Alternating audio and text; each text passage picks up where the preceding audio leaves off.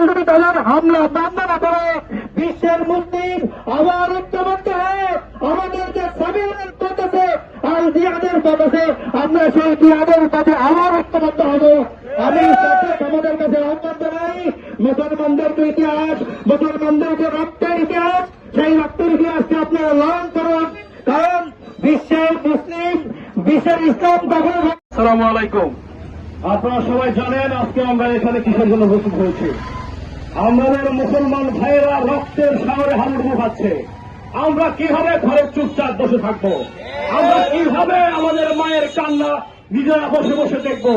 আর আমরা সহ্য করবো না।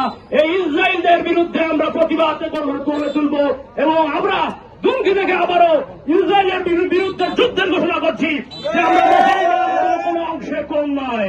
আপনারা অতি দ্রুত যুদ্ধ বন্ধ করুন, তা না হলে আমরা আমাদের যার যার স্থান থেকে ঐক্যবদ্ধ হয়ে আমরা যুদ্ধে নামবো, অথবা আমরা যার যার স্থান থেকে আমরা প্রতিবাদ করব।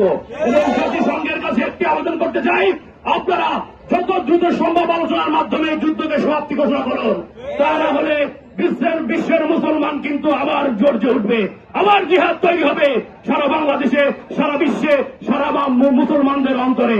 এই আমি আমার বক্তব্য শেষ করছি। আরেকটা কথা বলতে চাই, ইসরায়েলের সকল পণ্য আমাদের সারা বাংলাদেশ থেকে বয়কট করতে হবে। এটাই হচ্ছে আমাদের ইমানের শক্তি।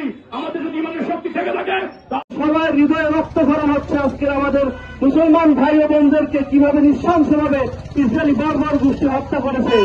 আজকের পৃথিবীতে প্রায় 200 কোটি মুসলমান। এই 200 কোটি মুসলমান এত পরিমাণ মুসলমান হওয়া সত্ত্বেও মাত্র 97 লক্ষ ইহুদিদের কাছে আমরা ডমিনেটেড হয়ে থাকি। এর একটাই কারণ, আমাদের মধ্যে ঐক্য নাই। আমরা আজকের দুমকি উপজেলা থেকে, দুমকি উপজেলার মুসলমানরা যে ঐক্য পোষণ করে আমাদের নিরীহ ভাই বোনদের পাশে দাঁড়িয়েছি। আমরা সবাই জানি যে একটা হাদিস আছে যে যখন কেউ হাত দিয়ে প্রতিবাদ না করতে পারে, আমাদের কাছে তো মুখ দিয়ে প্রতিবাদ করে এবং অন্তরে ঘৃণা করে। এই দুইটা জিনিস আমাদের হাতে আছে, তাই না? এই দুইটা জিনিস দিয়ে অন্তর থেকে ঘৃণা করি এবং ইহুদিদের এই বর্বরতা, নৃশংসতার তীব্র নিন্দা জানাই। ধন্যবাদ।